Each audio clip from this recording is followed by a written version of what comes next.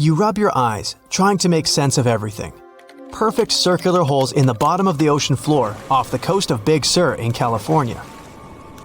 You have no idea how this happened, even though you're a marine biologist who's been practicing it for years. You go through some of the old records and find out that these holes have been around since the 90s. In 1999, a ship-mounted sonar conducted a survey and found 5,200 of these pockmarks, or large holes over 500 square miles, on the ocean floor. They look like moon craters underwater. You contact your team and get the robot ready to go down and explore the scene and bring back a few samples. You and the team drive to the coast and hop on the boat. You're sitting inside controlling the robot with a joystick. Your teammate sets the robot in the water and drives it down. Everything seems normal near the surface, but as the robot goes lower, the pockmarks start appearing. A bunch of boats swift past you, making you lose your balance and focus. The robot turns on the flashlight so you can see better. But as it goes lower, the resolution is less crisp. It almost reaches the bottom, and the holes are smooth and nearly perfect circular shapes. Some of these holes that were visible in the sonar reading measure more than 30 feet across and 15 feet deep. You show the rest of your teammates the images, and they're shocked. The robot continues swimming, but there appear to be more holes all around. Many of them are too small for the scanner to capture from above. These microdepressions are steep and have sort of tails going in a certain direction. It's possible that the currents underwater played a role in their shape. Everywhere the robot swims, there are new holes all around. After a couple of hours, the robot goes back to the boat with some samples. You take them back to the lab and study them. The robot clearly captures images of human trash, but the samples don't indicate anything alarming for now. Despite the fact that 1/3 of the pockets are filled with trash, there's still no explanation of how they were formed. It's late at night and the rest of your team heads back home. You're passing out in the lab, still trying to find some answers. You wake up the next day, and while cooking breakfast, you get this idea that maybe these holes are gases venting out, which could be harmful to marine life. You quickly get the robot and sail out to the ocean once more. This time, you didn't even think about calling your teammates. You place the robot in the water and get behind the screen to control it. The robot descends to the bottom of the ocean and does a survey. So far, the holes still seem to be covered with trash. But some of the holes have marine life dwelling inside, like fish and seaweed. After much scanning, it doesn't look like they're producing any bubbles, which means there aren't any gases venting out, but you're determined to find them. After a while, you reach one of those large pockmarks, and the robot starts scanning around. You find some bubbles coming from a source, but the robot can't reach it. It swims around trying to find a spot, but nothing. You bring the robot back to the lab and work on it. You attach some mechanical arms on it that can lift things and move them.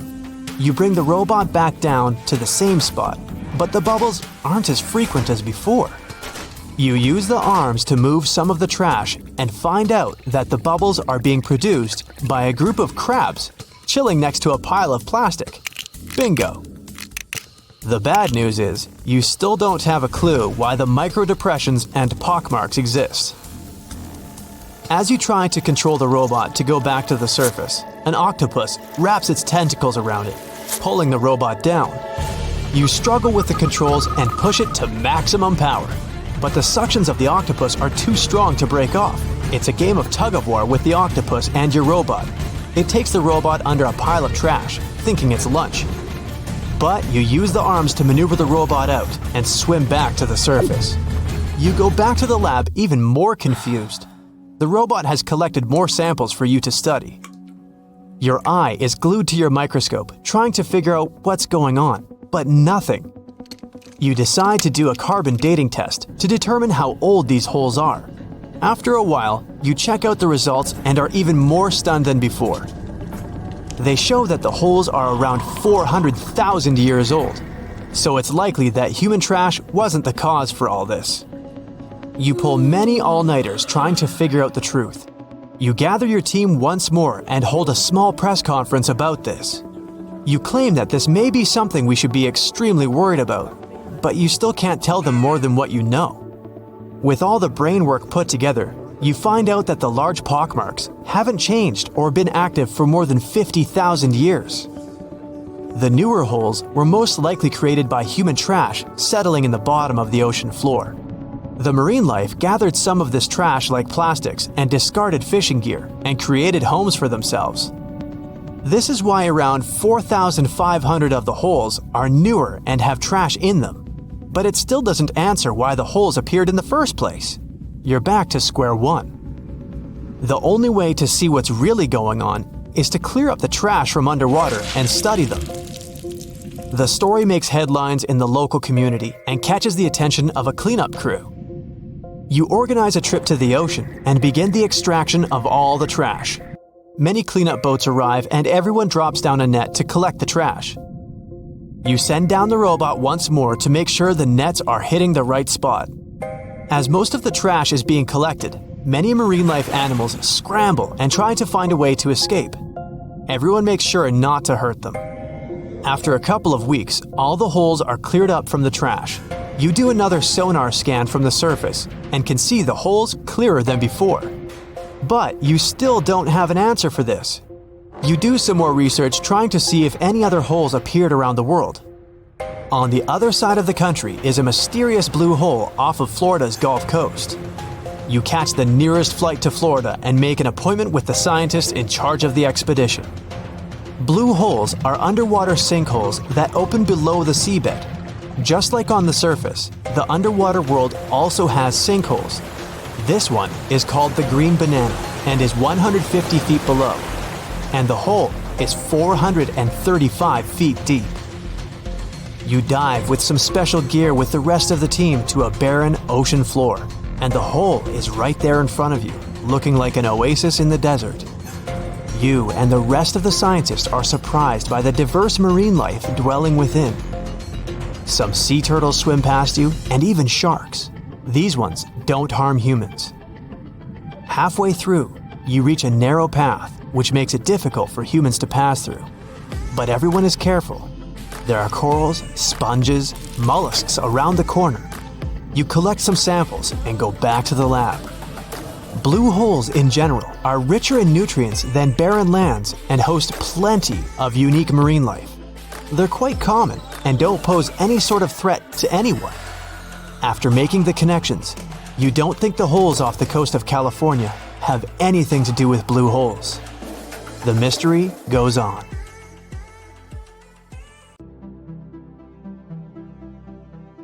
Back in 2018, the biggest active underwater eruption ever happened, at least the one that we could officially record. Scientists followed earthquakes that struck the area in the western Indian Ocean off Madagascar. Between 2018 and 2021, over 11,000 earthquakes struck a small island called Mayan between Madagascar and Mozambique. The strongest one had a magnitude of 5.9. Until then, this area had been pretty peaceful. There had only been 2 earthquakes recorded over 50 years. Along with regular earthquakes, there were also some unusual seismic hums, like earthquakes at pretty low frequencies, forming deep underground. People couldn't feel those hums at the surface, but researchers around the world discovered them and realized they were related to volcanic activity no one actually noticed coming.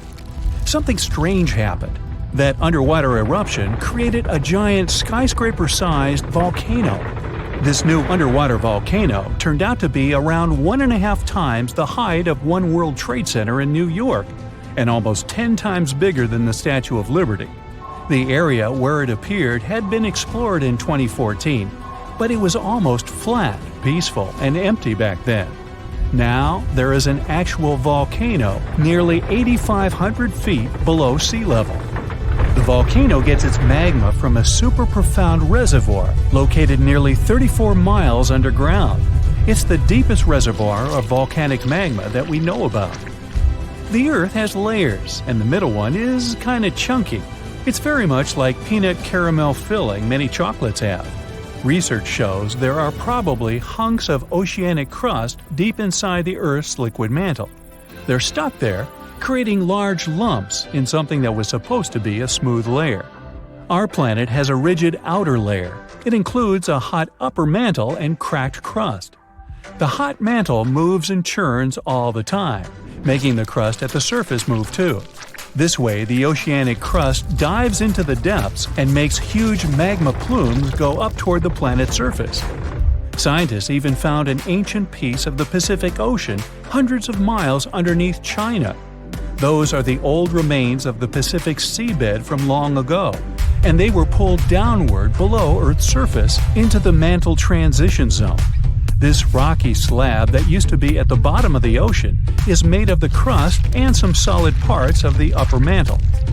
Most of the volcanic activity on our planet happens where we don't even see it, under the surface of the ocean.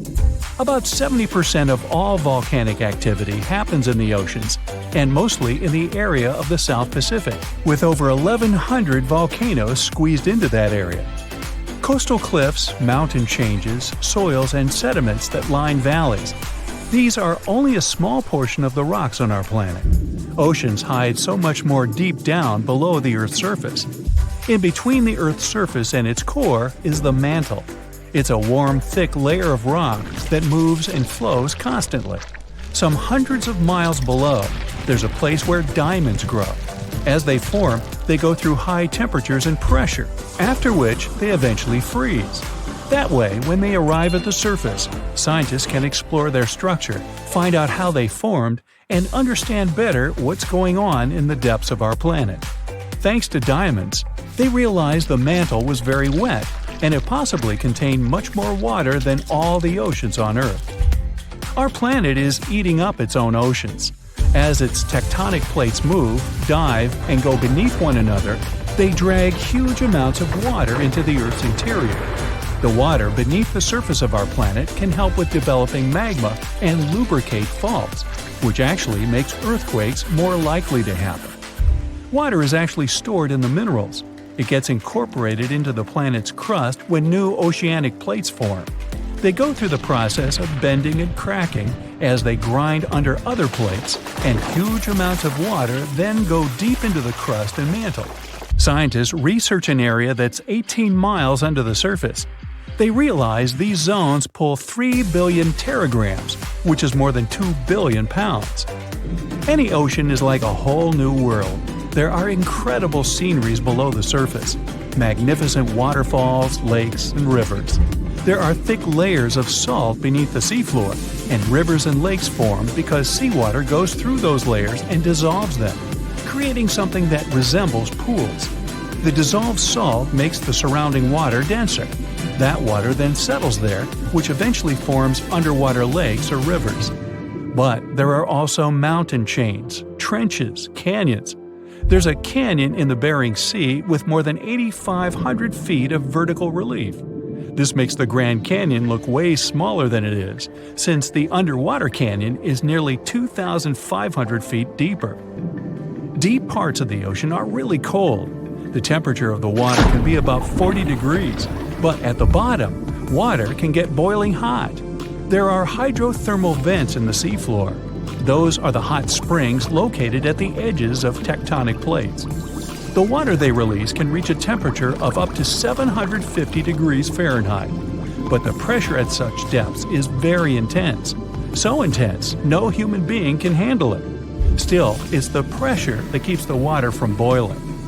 Ocean depth is on average 2.3 miles. Light waves can still enter at 3,280 feet, even though it's in a very small amount. So all the mysteries hidden below that point remain in total darkness. The actual illuminated part of the ocean goes until 600 feet. Even though the sun gives us light, most of our planet is dark all the time. It's all because of the oceans, covering over 70% of our planet. The loudest sound that came from an ocean, and of the loudest sounds ever recorded, came from an ice quake. It was so loud, researchers picked it up by sensors more than 3,000 miles away. There was a seismic activity that made frozen ground break down.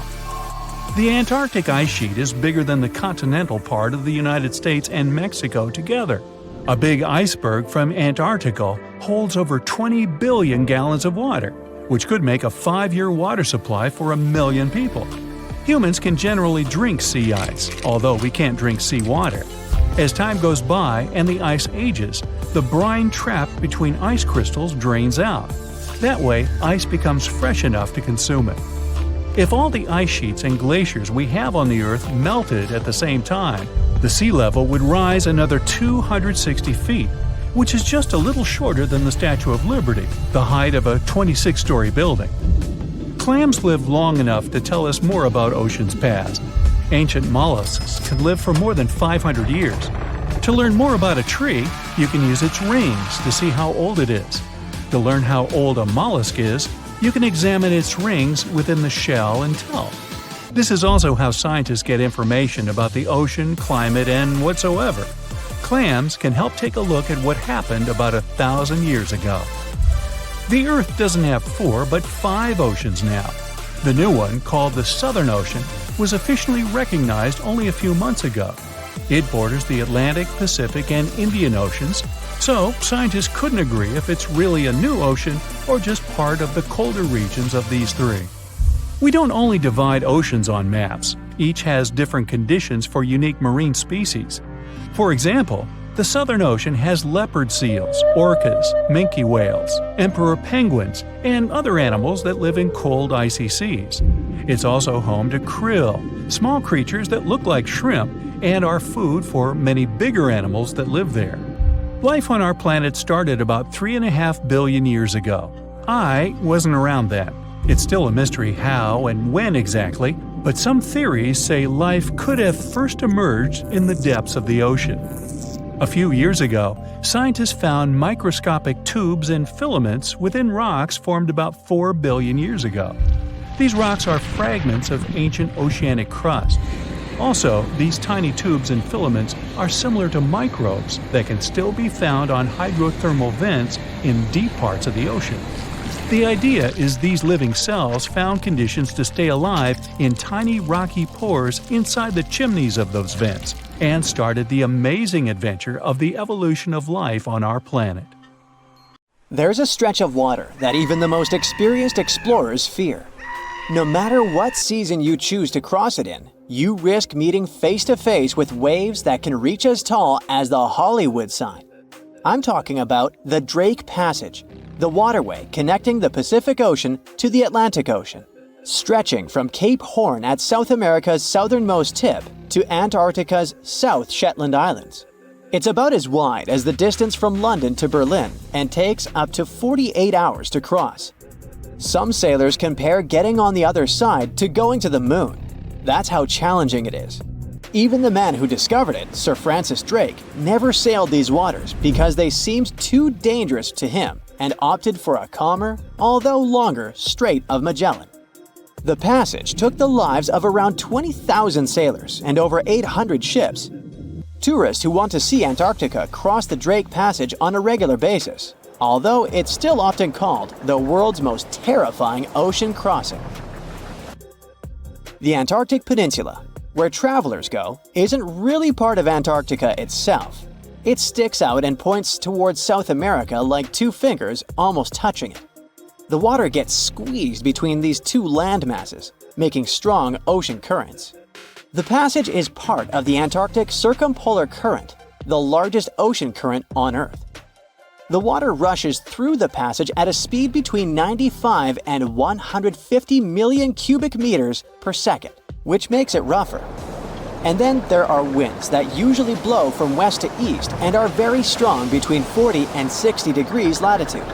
That's why those areas are called the Roaring 40s, Furious 50s, and Screaming 60s. Land slows down winds, which is why storms hitting Ireland and the UK get weaker as they move east. But Drake's latitude is the only place where winds can blow all around the Earth without being stopped by land. So they keep getting faster. These strong winds turn into huge waves that can hit ships really hard, normally around 13 to 16 feet tall. They're much higher than waves in the Atlantic. Drake Passage also has underwater mountains that you can't see. The huge current squeezes through this narrow passage and causes waves to crash against these mountains underwater. These internal waves create whirls that bring cold water up from the deep ocean. So it's not just rough on the surface, the water is wild all the way down. The first sailor managed to sail around Cape Horn and through the Drake Passage in 1616. It was a Dutch navigator, Willem Schouten, in 1616. But the most famous attempt to cross it was undertaken by Sir Ernest Henry Shackleton on his ship named Endurance. He and 27 of his men set off from South Georgia, aiming to reach Vassal Bay in Antarctica. But things didn't go as planned. On January 19, 1915, their ship got stuck in the ice. And by October, it began to sink. They camped on floating ice for 2 months before sailing lifeboats to a remote, icy place called Elephant Island. Shackleton and 5 men made a risky journey to South Georgia to get help. It took them 15 days to cross Drake Passage with hurricane winds. Finally, they arrived safely and organized a rescue for the rest of their crew. Scientists found the shipwreck of Endurance only in 2022, 10,000 feet below the water. In December of 2019, 6 fearless athletes decided to cross the Drake Passage by rowing a boat for the first time in history. It took them 12 days of non-stop rowing with a 90-minute rotation of rowers. They managed to do it, and it was probably the hardest possible way to cross the passage. The athletes mentioned it was cold, wet, and dirty, and the waves hit them like walls. The weather in the Drake Passage changes a lot, but ship captains can always see it coming and change their path. They will move the departure time to have a safety margin and not to get stuck in the middle of the passage in the worst possible conditions. Sometimes the journey will be smooth and calm, and they call it Drake Lake. Other times, people on the ship will feel rough waves, which is called Drake Shake. Some experienced captains who often cross the passage say that the Drake Lake effect happens once in every 10 crossings, and they see the Drake Shake once or twice in every 10 journeys. A schooner or a kayak will probably not survive the journey among giant waves, but modest vessels and cruise ships have sturdy hulls and advanced stabilizing mechanisms. So, the journey isn't that dangerous anymore, but still, it's quite an adventure, especially if you're seasick. If you don't feel like risking it but want to travel from the Pacific Ocean to the Atlantic Ocean by water the fast way, the Panama Canal is waiting for you. People first started thinking about making a water path across Panama in the 16th century. Back then, a Spanish explorer found out that only a thin piece of land separated the two oceans. But it seemed impossible to build it because of the mountains and thick jungle, so the idea had to wait a couple of centuries. Finally, in 1880, France, led by the man who built the Suez Canal in Egypt, tried to make the canal. But the people who started the construction soon found out it was much harder than it looked on a map. The land in Panama was one of the toughest and most dangerous places to dig a big waterway. Workers had to literally move huge mountains in a jungle full of snakes, where it was really hot and rainy. During the wet season, heavy rain turned rivers into wild rapids and soaked the workers. Sometimes, they didn't see the sun for 2 weeks, and their clothes stayed wet all the time. Big rocks were falling, and tiny mosquitoes that carried malaria made people very sick. And then, an earthquake happened on top of everything. They were losing thousands of people. That's why France decided to abandon the project after 7 years. Then, the United States bought the French assets in the canal zone and finished it by 1914. It cost the US around $375 million. The 50-mile-long passage of water saves ships traveling between New York and San Francisco 7,872 miles. Around 14,000 ships use it every year and pay around $1.8 million in tolls. So it looks like it all paid off. Another challenging waterway in this part of the world is the Amazon River. It's around 4,300 miles long and flows through 3 countries with over 30 million people living in its basin. But there isn't a single bridge across it. The river has many marshes and soft soils, so engineers would need to build very long bridges and very deep foundations, which costs a lot of money. Building bridges over deep water is tough, but in other places in the world, engineers can use things like floating platforms to help. The river's path and water levels change a lot during the year. During the dry season from June to November, the river is usually 2 to 6 miles wide. But in the wet season from December to April, the river can become as wide as 30 miles. And the water level can rise by 50 feet. That's why they can't build floating bridges or pontoons. The riverbanks are made of soft dirt that moves and erodes with the seasons, and it makes things even harder. It would have to be an absolutely unique project to overcome all these challenges. Luckily, there's no pressing need for a bridge across the Amazon right now. The river mostly goes through areas that are sparsely populated, so there aren't so many major roads to be connected by bridges.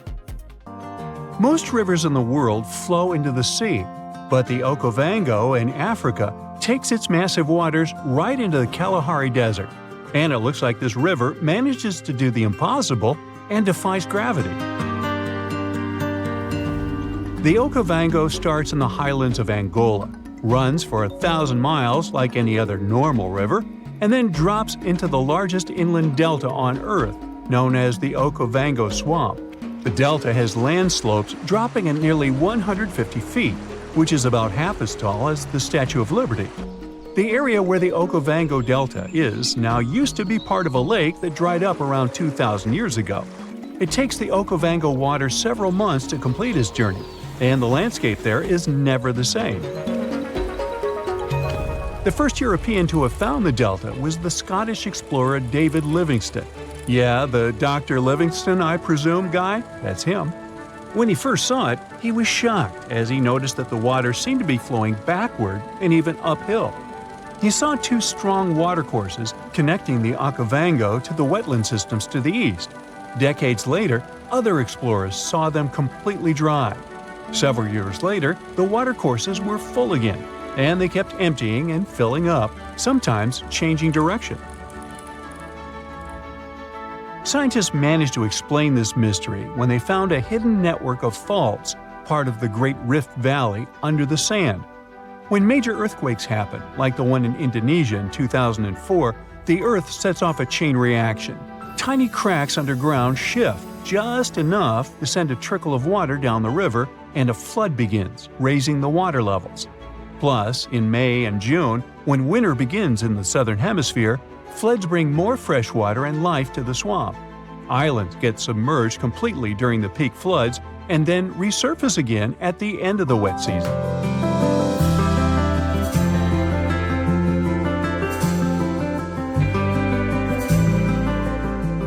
Wildlife just loves all the water in the delta, and you can often see migratory elephants bathing among pink lily pads and silverfish, bream, barbels, and other fish. There are lions, cheetahs, buffalo, wildebeests, hippopotamuses, hippopotami, zebras, wild dogs, crocodiles, and other species of animals. Storks, ibis, herons, cranes, and geese like to fly by, along with 450 species of birds. Although the Okavango has plenty of water that is priceless in the desert, people hardly settle along its banks. One big problem here is the tsetse fly. But if you're feeling adventurous, you can come here for a water safari. Scientists from Imperial College in London stumbled upon a totally unexpected river under the Antarctic ice sheet. It slurps up water from an area as big as Germany and France combined. Scientists used to think the lakes under the Antarctic ice were just chilling by themselves. But now it turns out they're part of an interconnected river network. Water under the ice can form in two ways, either from melted snow seeping down or from the Earth's natural heat and the ice grinding over the ground. The Antarctic gets a lot of surface melting during the summer, but Antarctica is usually too chilly for that. This newly found river is proof that there's plenty of water down there just from the ice melting from below. This river could make Antarctica lose its icy cover way faster. If things heat up enough to melt the surface, that water could rush down and mess with the base of the ice sheet, turning Antarctica into a melting mess like Greenland. If the ice starts moving faster than the water can handle, it's going to create more friction, making even more water and speeding up the melting process. The researchers are on a mission to dig deeper into how this river system works and see if it's causing trouble in other parts of the icy continent. Understanding what's going on down there could give us a heads up on how a changing Antarctica might shake up the whole planet. The Rio River in Montana flows for just a bit over 200 feet between Giant Springs and the Missouri River. It was mentioned in the Guinness Book of World Records as the shortest river in the world, but they had to remove this category altogether because there was some heated debate over this title. Residents of Oregon claim that their D River was the absolute champion, as it all depends on when you measure them. There could even be shorter rivers in Norway or Indonesia, depending on what you see as a river. The official definition says it's something that has constant flowing water in the form of a current and is fed by upland sources or another river, lake, or watershed. Creeks and brooks flow together to form streams. Streams become rivers, and rivers take the water from higher to lower lands, ending in the ocean. There are 12 stream orders, and the first two levels don't have other streams feeding them. So, Rio and its other short buddies technically deserve the title of rivers. I'm glad we cleared that up. Rio Negro in South America is the largest blackwater river in the world and the largest left tributary of the Amazon jungle. Its waters look more like strong tea and seem pitch black only from the distance. They get that dark color from humic acid. When plants containing phenol break down only halfway, they leave behind this tea-like hue. Some people believe that blackwater rivers can't be productive, but Rio Negro helps big fishing industries and has spots where turtles come to lay their eggs. Back in the 17th century, explorers didn't find tons of indigenous folks along the river. But it probably didn't have to do with its productivity, more with diseases and conflicts. There are around 700 different fish species documented in Rio Negro's basin, including at least 100 you won't find anywhere else. A bunch of those fish end up in aquariums, like the super popular cardinal tetra. There is a canal connecting Rio Negro and the Orinoco, which is another major river in South America. Many aquatic species try to move between the rivers, but only the toughest can handle the mix of blackwater and clearwater sections in that canal. There's a unique creek in Wyoming that drains both into the Pacific and the Atlantic Oceans. It begins high up in the Teton Range and later splits into two branches. The Pacific Creek joins the larger Snake River, which merges with the Columbia River and finally reaches the Pacific Ocean. The Atlantic Creek heads east and flows into the Yellowstone, Missouri, and Mississippi rivers and eventually empties into the Gulf of Mexico. If you connect the two creeks' watersheds on a map, you'll get a single blue line between Oregon and Louisiana. Explorers who were looking for the Northwest Passage between the two oceans never knew they could have used the creek. They would just need really tiny boats. Some scientists believe that cutthroat trout knew about this route long before people. They managed to migrate from the Snake River to the Yellowstone River, most likely using the two-ocean creek. Now, every summer, the Cano Cales in Colombia turns into a liquid rainbow, or the River of Five Colors. At this time, and until the end of fall, the conditions are just perfect for the riverbed to turn bright red, yellow, green, blue, and black. You gotta thank certain aquatic plants growing in the river, a special type of seaweed for all this beauty. During the wet season, the river moves fast and the sun cannot get to these plants. When the dry season hits, there isn't enough water to feed them. So the time in between the seasons has the perfect conditions for this colorful show. No other place in the world has anything similar. So, at some point, the number of tourists who wanted to see it became so huge that scientists got concerned it could be bad for this hotspot of biodiversity. The area is home to rare species of animals, birds, and plants. Now, there are ecotourism trails and strict opening hours for visitors.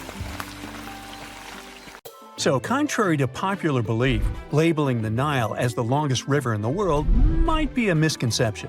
The measurement of a river's length entails more than simply calculating the distance between its starting point and end point.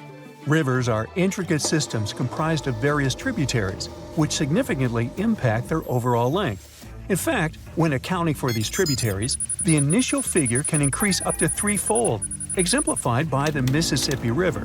From its origin in Itasca to its conclusion in New Orleans, the measurement suggests one length.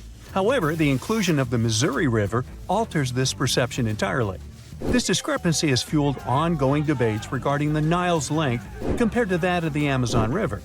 Despite Google's recognition of the Nile as the longest river worldwide, it may not fully align with the factual reality. That's a nice way to put it. To comprehend this concept, envision rivers as the veins within a human body. It would be inaccurate to assume that a 6-foot-tall individual only has 6 feet of veins, right? Veins intricately weave throughout the entire body, much like a vast network. Rivers operate under the same principle, and the length of the main river is not the sole consideration. The extensive network of tributaries holds equal importance. Meanwhile, atmospheric rivers are fascinating meteorological occurrences, characterized by air currents that transport incredible amounts of water vapor all the way from the Amazon rainforest in northern South America to as far as northern Argentina.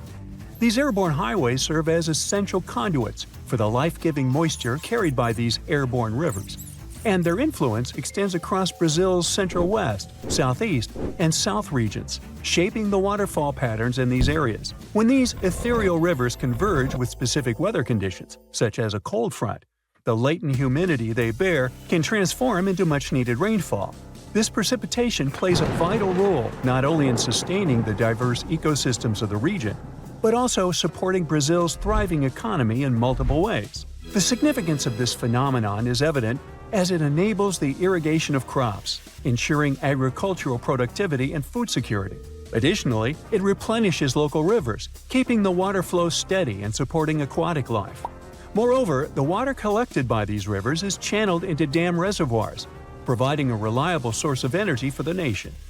The amount of water carried by the airborne rivers may match or even surpass the enormity of the Amazon's flow. Thus, when we unite the conventional Amazon River with its aerial counterpart, it becomes significantly larger than the Nile. Atmospheric rivers are also observed in the Congo Basin, where the climate is predominantly shaped by the moisture emanating from the Atlantic Ocean and the forests of the Congo Basin.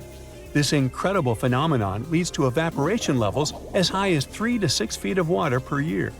These rivers vary in size and strength, but on average, they transport a water vapor volume comparable to the flow at the mouth of the Mississippi River. In rare cases, exceptionally powerful atmospheric rivers can carry up to 15 times that amount. When these rivers reach land, they release the accumulated water vapor, resulting in rainfall or snowfall. Although atmospheric rivers come in various forms, those with high water vapor content and intense winds can cause extreme precipitation and flooding, especially when they linger over flood-prone watersheds. An example of a well-known atmospheric river is the Pineapple Express, a robust system capable of transporting moisture from the tropical regions near Hawaii to the U.S. West Coast. Such events can disrupt travel, trigger mudslides, and lead to significant destruction of life and property. However, not all atmospheric rivers pose risks. Many are weaker systems that provide valuable rain or snow, essential for maintaining water supplies. Plus, they play a critical role in the global water cycle and have a close association with water supply and flood hazards, particularly in the western United States. In addition for the potential for flooding, atmospheric rivers also contribute to desirable increases in snowpack. A series of atmospheric rivers was responsible for severe winter storms that battered the U.S. West Coast from western Washington to southern California between 2010 and just recently in early 2024, resulting in rainfall ranging from 11 to 25 inches in certain regions. So, if water vapor can be considered a river, it begs the question, what else can be classified as a river? Surprisingly, even without any water, something can still be deemed a river. This fascinating phenomenon is known as a wadi, traditionally referring to a river valley. Wadis can be found in gently sloping, almost flat areas of deserts.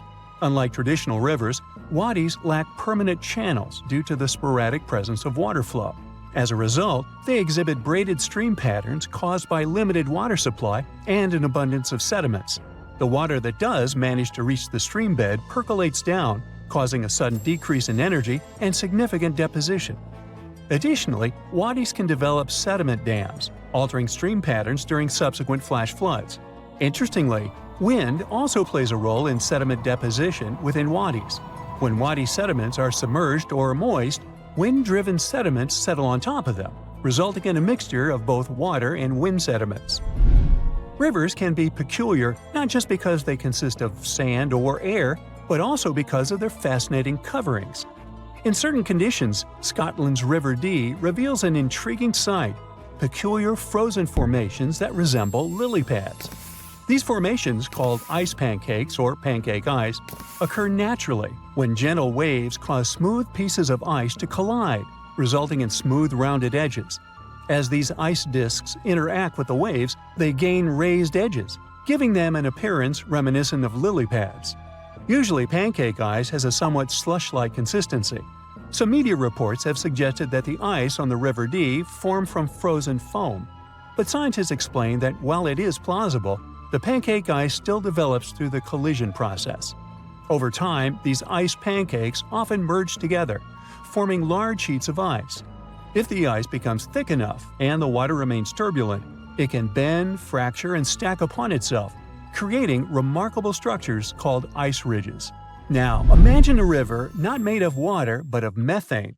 It may sound like an outlandish idea, but on Saturn's moon Titan, this is actually a reality. Vid Flamina, a fascinating river on Titan, consists of liquid methane and ethane and has drawn comparisons to the mighty Nile. Stretching over 249 miles, it gracefully flows into l'Egea Mare, which is Titan's second-largest hydrocarbon sea. While most of Titan's surface is composed of water ice, Vid Flamina stands out as a breathtaking river that carves canyons into the icy terrain, mimicking solid bedrock. NASA scientists believe that this extraordinary river hosts rapids, whirlpools, and even waterfalls, mirroring the features found in Earth's rivers. When NASA's Cassini probe reached Saturn in 2004, its main goal was to explore this giant planet and its moons. Scientists were particularly interested in finding evidence of liquid methane on Titan due to its unique surface temperature and methane-rich atmosphere. However, initial observations from Cassini concentrated on Titan's equatorial region, disappointed the researchers as they found no signs of seas or rivers. But this disappointment turned into excitement when Cassini's orbit shifted, enabling the team to focus on other areas of Titan's surface using radar techniques. Surprisingly, radar signals bounced off various angled and rough features such as sand dunes, cliffs, and rocks. But when the radar reached Titan's polar regions, the signal ceased, revealing mysterious dark spots resembling lakes, rivers, and tributaries akin to those found on Earth. The groundbreaking discovery came in December 2012 when Yanni Radabau, a scientist working with Cassini's team, announced an image captured in September of the same year. The image unveiled a river resembling the Nile, extending over 200 miles in a relatively straight course, indicating a correlation with fault lines similar to other significant rivers nearby. This remarkable flowing body navigates through rugged and inclined terrain, suggesting the occurrence of tectonic processes comparable to those on Earth. The Earth has three main layers: two parts of the core, the dense, hot inner core, and the molten outer core. Then comes the mantle. And then follows the thin crust, the surface that supports life as we know it. At least, that's what we thought, because now scientists found a new mysterious layer located deep within the solid inner core. Earth's inner core is approximately 2/3 the size of the Moon. And made of nickel and solid iron, it's burning hot. The temperature at the center of our planet is the same as at the surface of the Sun. The outer core can reach almost 10,000 degrees Fahrenheit. It's difficult to explore it because we can't go there, and it's like looking through a really dirty window of 3,200 miles of molten metal and rocks. But we can rely on laboratory experiments on heated pressurized rocks, signals from seismic waves, and computer models.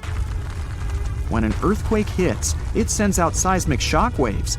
Those waves travel through layers at a different speed, depending on the direction they go and the material they move through. In the new study, A team of scientists set a data set of 100,000 deep earthquakes. Some of them went over 60 miles below the surface. When an earthquake happens on one side of our planet, scientists track its waves all along to the other side. Waves change when they come to the other side, so scientists try to understand the materials these waves have passed through. They found a new layer in the core of our planet thanks to earthquakes. Normally, shock waves travel along the equator, but down below, they digress and go into different directions, about 60 degrees to the side. When waves pass through the inner core going from north to south, they will travel more quickly than waves going through the core parallel to the equator. It's important to understand the core because it creates our magnetic field, which in turn protects the planet from things like solar winds that are charged particles coming from the sun. In the 1960s, we discovered the Earth pulsates every 26 seconds. It's like clockwork, a giant heartbeat. The ground is slightly shaking, but we mostly don't feel it. Researchers can still track it. Some of them think the continental shelf comes as a huge wave break under the oceans. For example, the highest part of the North American continent falls off into a deep abyssal plain. One theory says waves hit this spot, producing regular pulses. It's like having all kinds of drums. You hit them with your hands and accidentally slam that one spot that produces the right harmonic bang to rattle our entire planet. If this theory is true, we're lucky there are no more spots like this that can shake the Earth. Other scientists believe the pulsation happens because there's a volcano near the critical spot, the island of Sao Tome in the Bight of Boni. You're walking, running, and jumping, but when you stop, it always feels like you're standing still. In reality, you're moving even when you're perfectly still because our planet is always on the move. Depending on where you're at, you could be spinning through the universe at more than 1,000 miles per hour.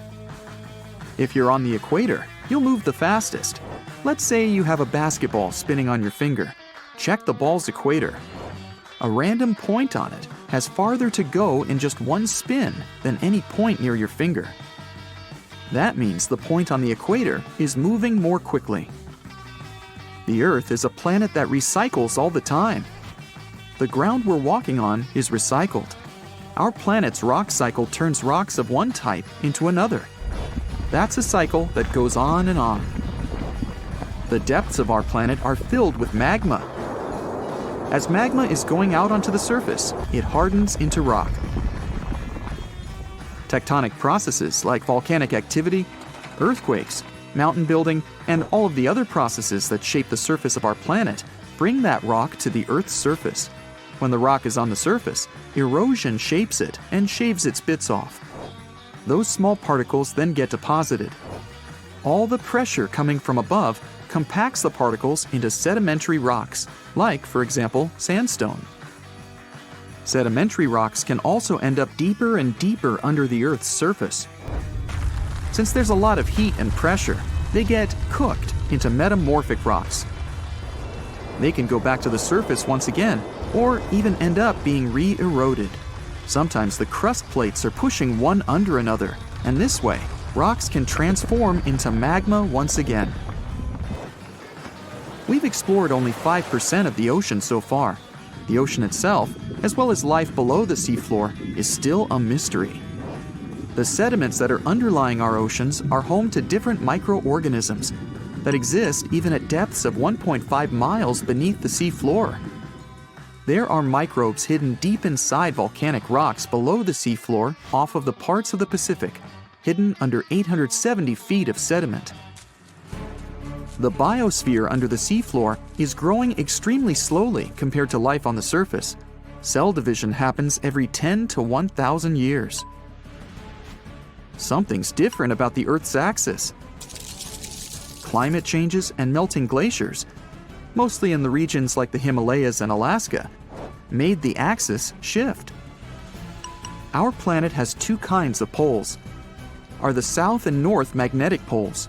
They affect things such as drift and navigation. The axis that the Earth is spinning around is another kind of pole. It shifted a little bit over time, but we don't know exactly why. researchers realize there are moving masses of water, pushing the Earth's axis eastward. Take a basin of water as an example. If you're moving it back and forth, sloshing makes the water move its weight all around. A similar thing is happening on a planetary level.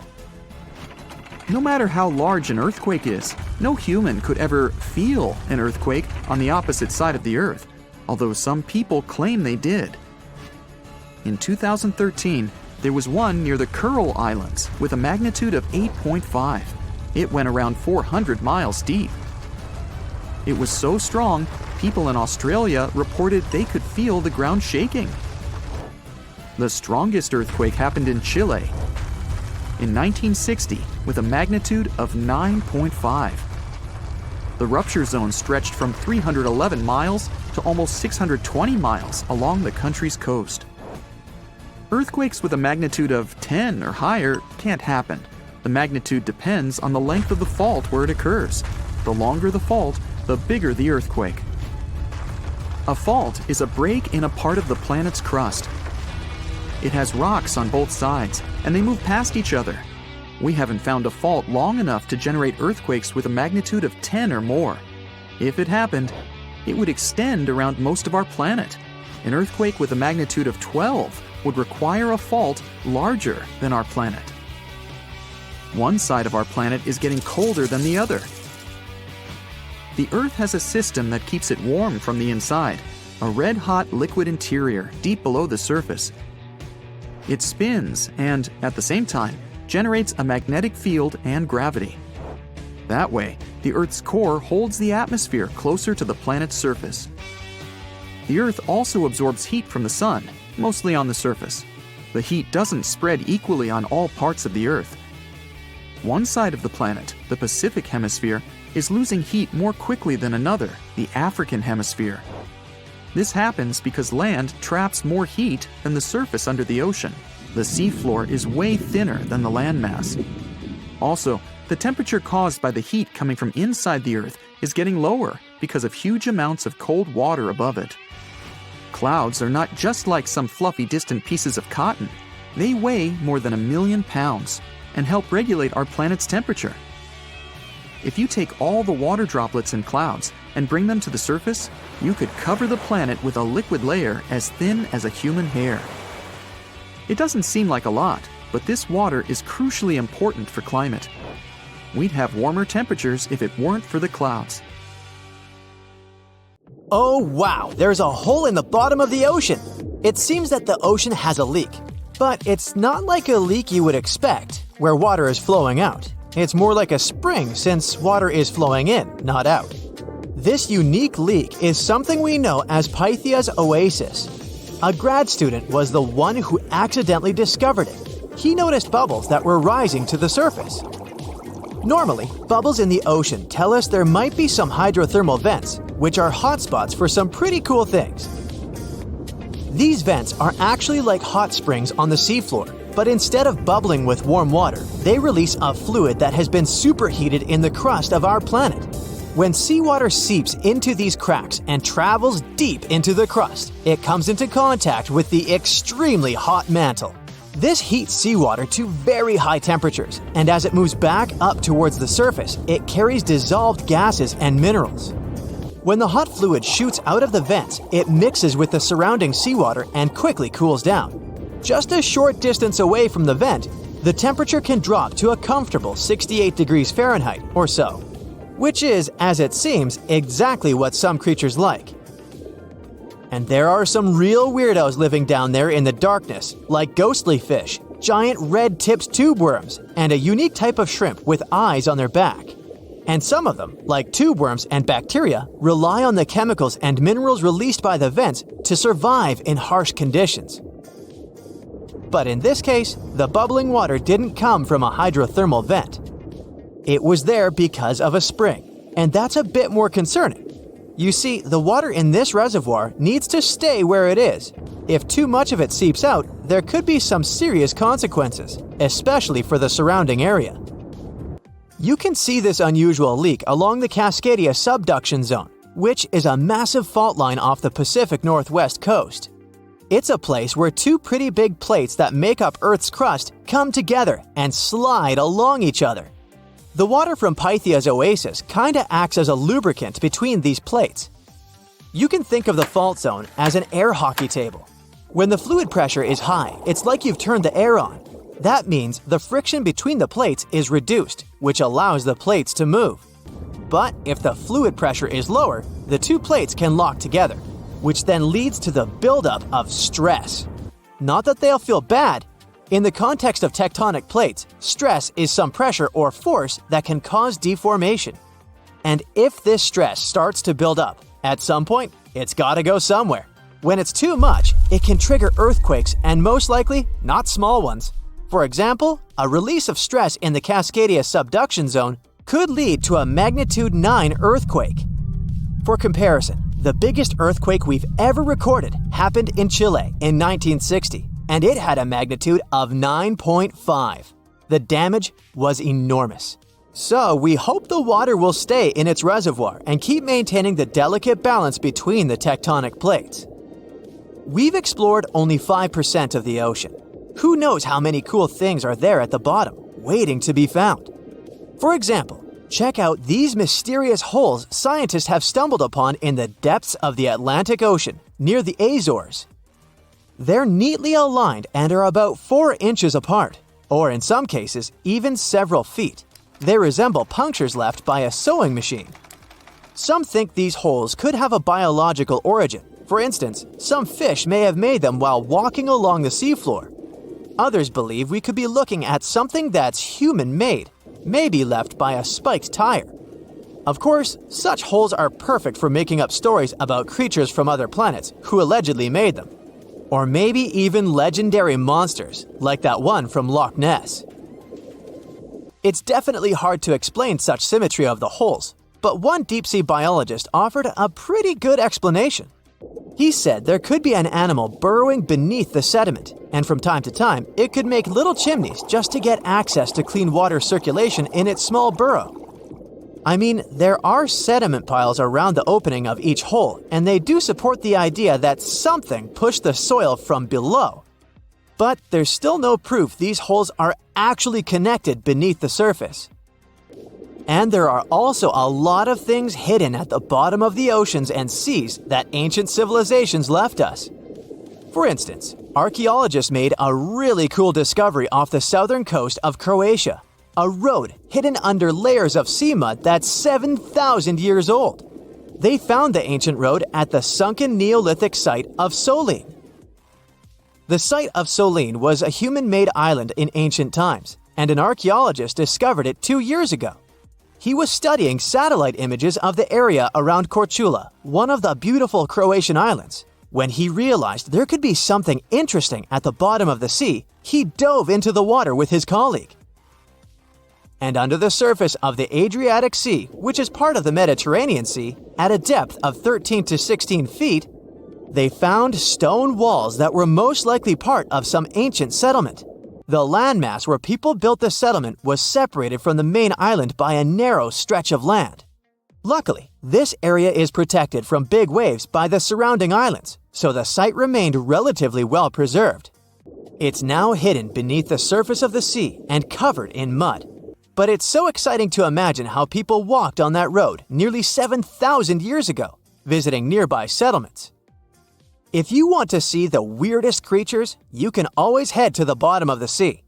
Actually, scientists have determined there could be more than 30 potentially new species at the bottom of the Pacific Ocean.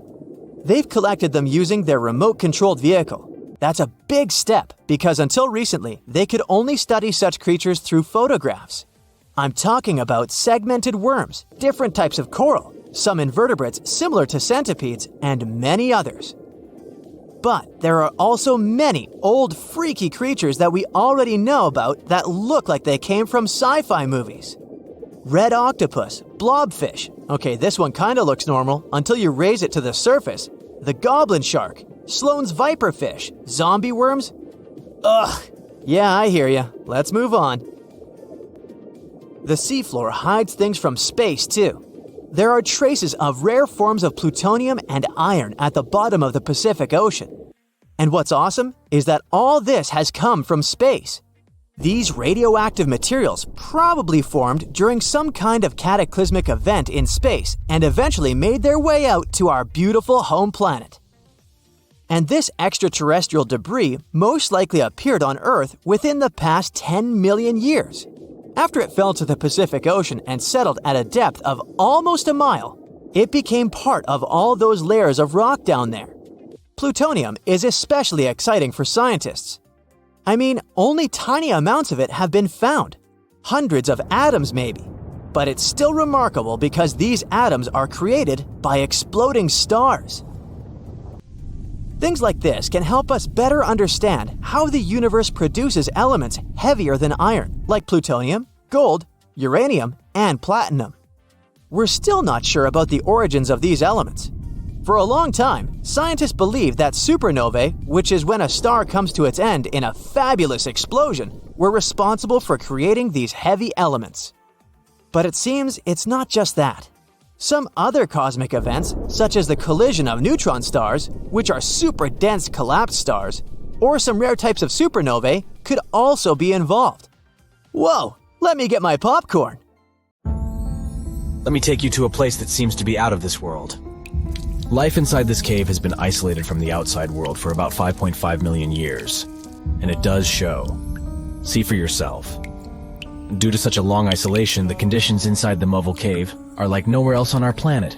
A unique ecosystem is flourishing there, even though there is a severe lack of sunlight inside the cave, and the air is toxic. The cave, located a few miles west of the Black Sea in Romania, was first discovered in 1986. Nowadays, you can only visit it if you have special permission. Plus, the central caverns are guarded naturally by narrow limestone tunnels and vertical shafts. So, if you're no stranger to claustrophobia, you'd probably better not enter this place. In the depth of the cave, the air has twice less oxygen than the air outside. Instead, it contains a lot of carbon dioxide and hydrogen sulfide, so not the freshest air you can breathe. It's also pitch black inside the cavern. But despite, or should I say thanks to, this cocktail of extremely harsh conditions, the site is a true goldmine for biologists. Shockingly, life seems to be booming here. In a 1996 study, scientists identified 48 species, and 33 of them were unique to the cave.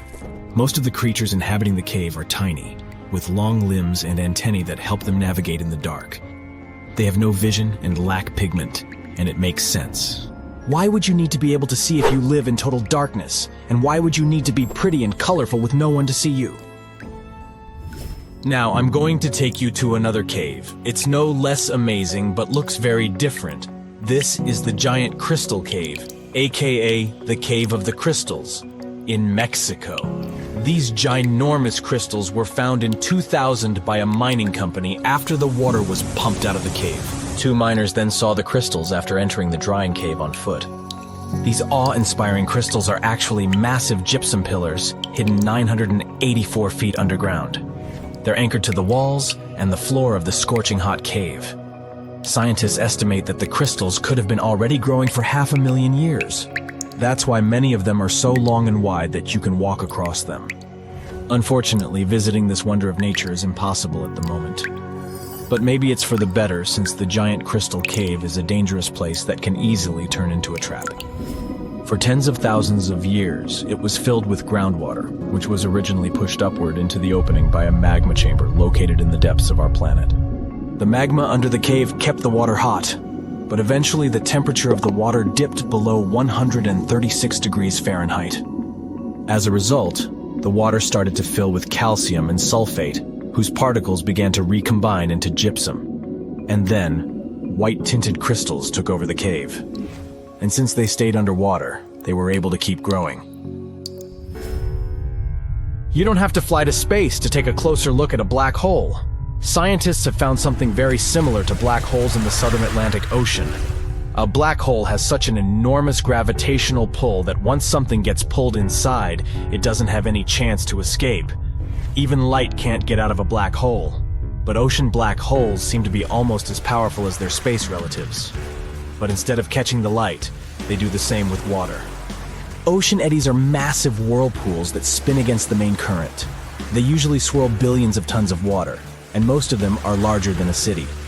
These whirlpools are so powerful that nothing trapped by them can escape. But the scariest thing is that you might not even notice heading into one of them. These things are so huge that you won't spot their boundaries until it's too late. When scientists started exploring ocean vortices with the help of satellites, they discovered the borders of several eddies.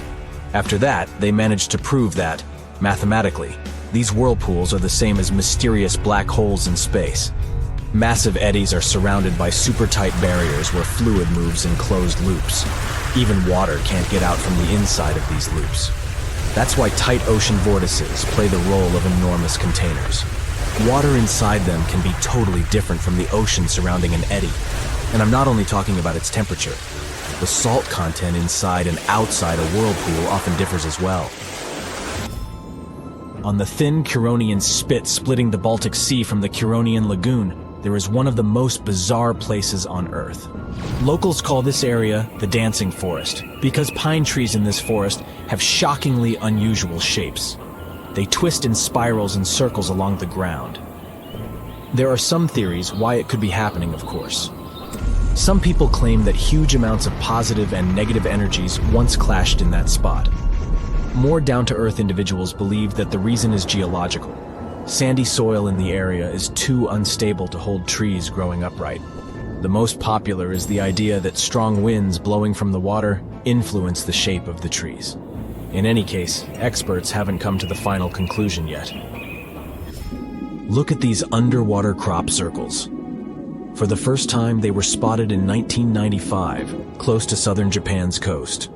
Local divers called these 7-feet-wide structures mystery circles. The enigma had been plaguing many minds for almost 16 years until the culprit was finally caught. Imagine the researchers' surprise when it turned out to be a male pufferfish. The fish needs a bit more than a week to build one circle, and the aesthetics are obviously crucial. A male is swimming inside the circle, digging valleys in the sand with its fins. But that's not all. The fish also use shells and corals to decorate particular parts of their circles. This whole build-a-circle thing has a practical purpose as well. The way a male fish swims pushes the sand toward the center of the circle and creates a mound which later serves as a nest. The next mystery on our list is in the Caribbean. Just off the coast of Belize, there's a giant sinkhole. That's the Great Blue Hole. It's about 1,000 feet across and more than 400 feet deep. Once, a long, long time ago, this hole was a cave. But then rising waters filled it, making it collapse in on itself. The deeper you'll descend into the Great Hole's crystalline waters, the darker it will become. You'll see tons of stalactite-filled caves there, but entering them is extremely dangerous, unless you want to get hopelessly lost. Once you reach a depth of 50 feet, you'll notice that the water is shimmering. That's the invisible line dividing the sinkhole's salty top from the freshwater abyss. You might want to turn back right now. Who knows what you might come across in the murky depths. There was an old Amazonian legend that told about the river that was so hot that it boiled. And it was believed to be just a legend until Peruvian geoscientist Andres Russo questioned if the river could be real. All experts denied such a possibility. After all, hot rivers do exist, but only in the areas where there are volcanoes. As for the part of the country mentioned in the legend, there are no volcanoes in that region. But Andres Russo was too dedicated to give up. And in 2011, he finally located the river from the legends. The water in it was indeed steaming hot. Its temperature was 186 degrees Fahrenheit, not boiling, but pretty close to this point. But what shocked the researcher the most was the size of the river. One could think that the almost boiling water was the result of the activity of an underwater hot spring. But thermal pools are always small, while the river is 20 feet deep and flows for almost 4 miles. This is the only river of its kind on our planet. On a sunny day, a man was diving in shallow waters near South Africa. At one point, he saw something that didn't catch his eye at first. A pile of shells that looked as if it had been put together. Maybe by some other diver, he must have told himself. But out of all these shells came the most unusual of creatures, an octopus. The gorgeous underwater animal looked straight at the man before swimming away. Impressed by his new acquaintance, the diver started visiting the octopus every day. He watched it use shells and seaweed to protect itself and learned how it hunted and cared for its eggs. All these encounters became the basis for a now famous documentary. In the movie, the diver wanted to study the relationship between a wild octopus and its observer. Initially, the octopus was a bit too shy to let the man get close. But over time, it began to trust him and even explored his body. At one point, the octopus even rested on the diver's chest. The man soon began to look at the underwater creature as his octopus friend.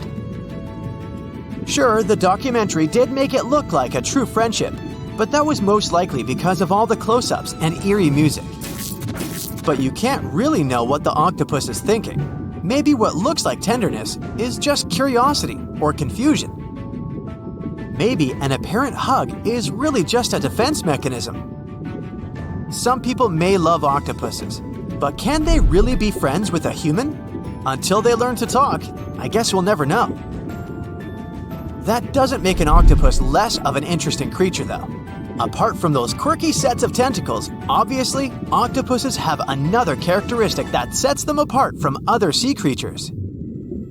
A recent study that involved studying the footage of octopuses living underwater shows that they sometimes develop this unusual behavior.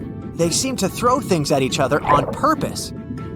It can be anything from dirt from the bottom of the sea to shells or rocks. Octopuses are known to be solitary creatures, so when something or someone, like an underwater camera person, gets too close to them, they might lash out. Just as we have yet to discover the limits of our galaxies and constellations, we know very little about the bottom of the sea. It's one of the reasons why we find it so hard to explain the behavior of some underwater creatures. The truth is, we don't have good enough technology able to deal with harsh conditions and a limited amount of light underwater. You might have asked yourself at one point, what's the deepest part of the ocean? It's called the Mariana Trench. We don't really know exactly how deep this giant hole is, since it's too difficult to measure, but it's somewhere around 6.8 miles deep and 5 times longer than the Grand Canyon. This massive underwater trench was first studied back in 1875 with the help of a weighted rope. Back in 2012, a Canadian film director reached the bottom of the trench in a submersible vessel called the Deep Sea Challenger. Some of the most bizarre creatures on the planet were discovered here, including the Dumbo octopus, the sea cucumber, and the goblin shark. The Mariana Trench got its name from the nearby Mariana Islands, which were named Las Marianas in honor of Spanish Queen Mariana of Austria. The Mariana Trench might be the deepest part of the ocean that we know of. But one other mysterious phenomenon that's interesting for researchers is called phantom bottoms. In the late 1940s, when the sonar became standard equipment, ships and submarines noticed unexpected signals coming from the ocean. Those signals came from areas where no seafloor was supposed to exist. What's even more mysterious is that this fake seafloor appeared to move. One researcher at Scripps University found out that these phantom bottoms showing on maps were indeed alive. They were made out of a layer of jellyfish, shrimps, and other deep-sea creatures. The reason why they move is that they rise to the surface at night to feed. To top it all off, even the way these creatures move is kinda calculated. They don't just move randomly, but seem to gather together by species. We used to believe underwater animals behave this way only to avoid being caught by predators. It's a mystery to scientists why they group in the same way to form a fake seabed. Our curiosity about the deep waters doesn't stop at the seafloor. If you went on a vacation to the beach when you were young, you probably remember the fun of digging in the sand. As the hole got deeper, you may have asked yourself, could I dig all the way to the other side of the earth? None of us have ever found out. Our parents took us home when it got dark and chilly. Scientists are more reasonable when it comes to this subject. For starters, they know the best place to start digging would be underwater. since those regions are already deeper than what we can find on land. They also do not have the ambition to drill a tunnel through Earth. It's not even possible. That's mostly because of the extreme heat and pressure inside our planet. Even if we could technically dig a tunnel, it would not be safe to travel through it. However, reaching the mantle and retrieving a sample would be a huge scientific achievement, similar to landing on the moon. What we live on is called Earth's crust. Underneath it, there are other layers called the mantle, outer core, and inner core. Researchers have been trying to drill into Earth's mantle since the 1960s, but they haven't succeeded. Some failed due to technical issues, and others were unlucky and chose the wrong places to drill. Our planet's mantle is made of molten rock. Wouldn't that be dangerous if we ever reached it? Scientists say we have nothing to worry about, though. If and when the drillers eventually pierce through the crust underwater, hot molten rock won't pop up the hole and spill onto the seafloor like it would during a volcanic eruption. Mantle rocks aren't solid, sure, but they move slowly, at the same speed as your fingernails grow. Another of those famous deep-sea mysteries is that of the 1997 bloop. You heard that right. I'm talking about a weird sound that seemed to come from deep under the waves.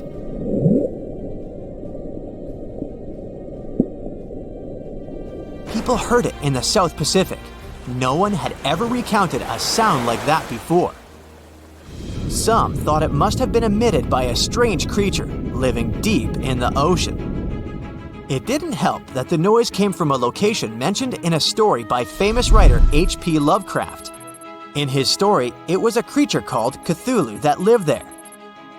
In the novel, the author described it as a large, human-like monster with tentacles on its face and wings on its back. For many years, people tried to figure out where the noise came from. It wasn't until 2005 that they concluded it was from icebergs breaking off of glaciers.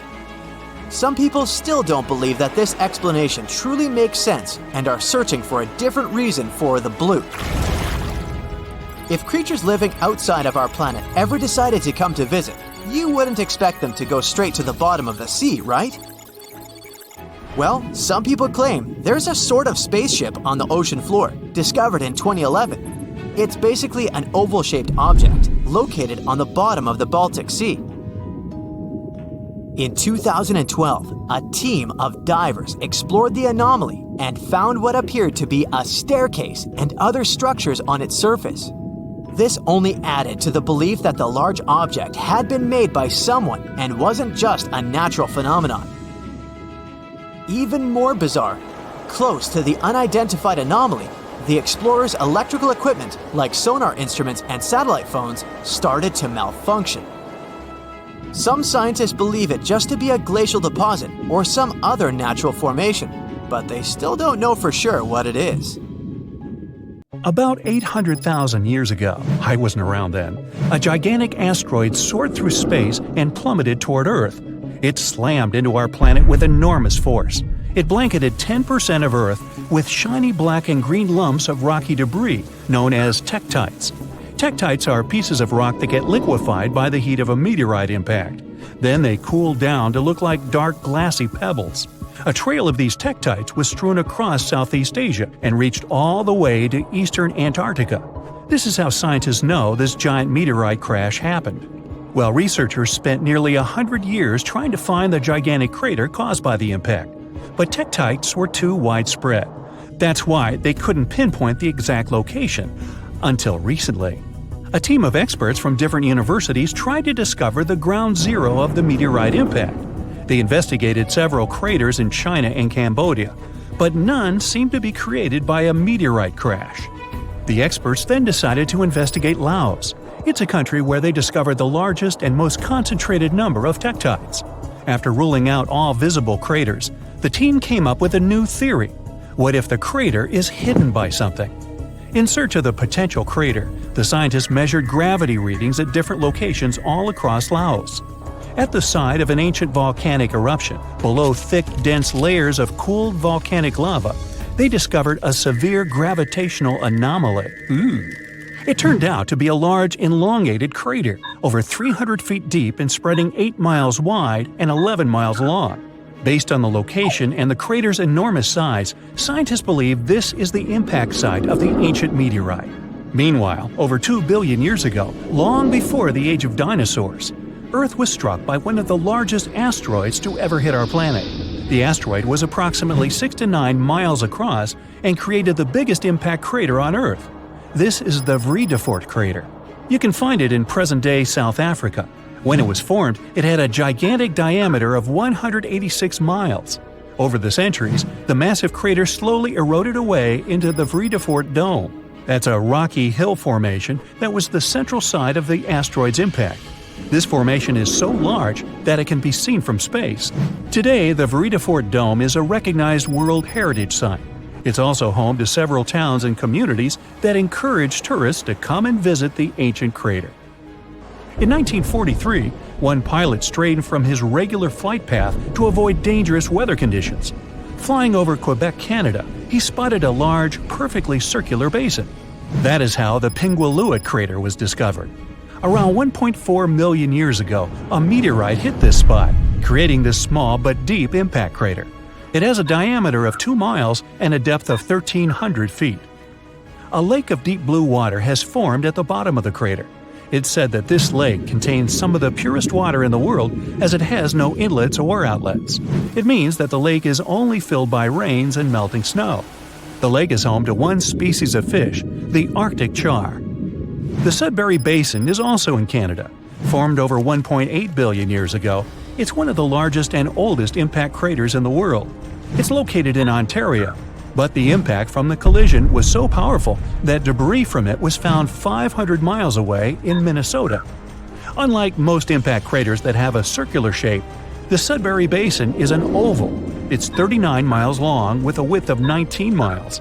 The original impact site might have been a whopping 10 miles deep, but its modern-day version is much shallower. The asteroid that created the basin carried a high concentration of natural minerals. This made the soil in the crater incredibly fruitful. Today, its floor is home to numerous fruit and vegetable farms. The unique crater formation of Sudbury Basin was used to train Apollo astronauts before they embarked on their missions to the Moon. Perhaps the most famous meteorite of all is the Chicxulub. That's the meteorite responsible for wiping out 75% of all plant and animal life on Earth, including the dinosaurs. The Chicxulub meteorite had a diameter of 6 miles when it struck Earth 66 million years ago. The crater now lies off the coast of Mexico, hidden deep beneath the seabed.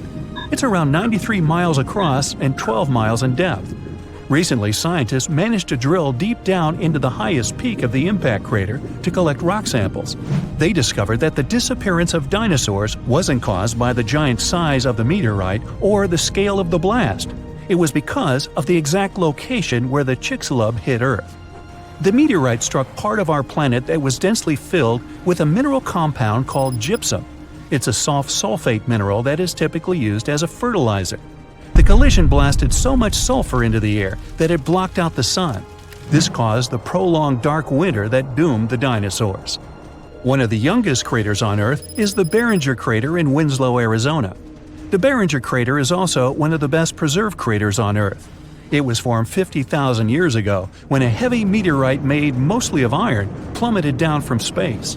Earth's atmosphere barely slowed down the massive chunk of metal. It collided with the ground with incredible force. The meteorite vaporized upon impact, leaving very few remains.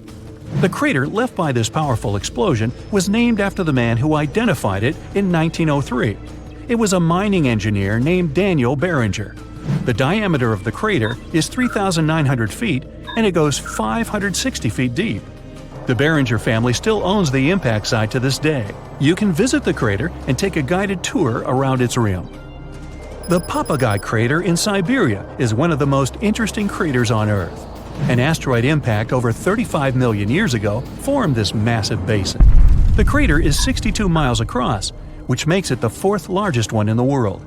This crater is unique as it's home to one of the largest diamond deposits in the world.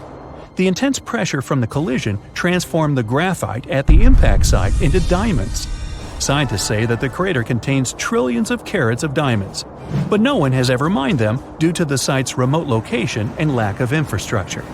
In the year 1530 BCE, a meteoroid entered Earth's atmosphere before shattering into pieces. The meteorite's burning fragments rained down on Earth and crashed into the planet's surface. As a result, a group of craters appeared on a small Estonian island, Saaremaa. The largest crater is a 360-foot-wide perfect circle. It's 70 feet deep and filled with blue water. 8 smaller craters that appeared during the collision can be found within a half-mile radius of the largest crater. The impact of the meteorite fragments caused the trees on the islands to catch fire. Almost all forests burned down. Luckily, the woodlands have now grown back, and the craters are a popular hiking destination for tourists. A meteorite struck the area we now know as Quebec, Canada, around 200 million years ago. This collision created the 6th largest impact crater in the world. It had a diameter of 40 miles. Over the century, the outer rim of the crater has filled up with water. It's now known as Manicouagan Reservoir. The impact crater lake is so large it can be seen from space, and its strange shape gave the lake its nickname, the Eye of Quebec. The oldest meteorite crater in the world is in Western Australia. The Yarrabuba crater is 2.2 billion years old. Well, that gets my vote for the best crater name. The impact site is so ancient that the original crater has completely eroded away. Yarrabuba's diameter was around 19 to 43 miles. Scientists managed to figure out the age of the impact site by analyzing the ancient crystals and minerals found within the crater.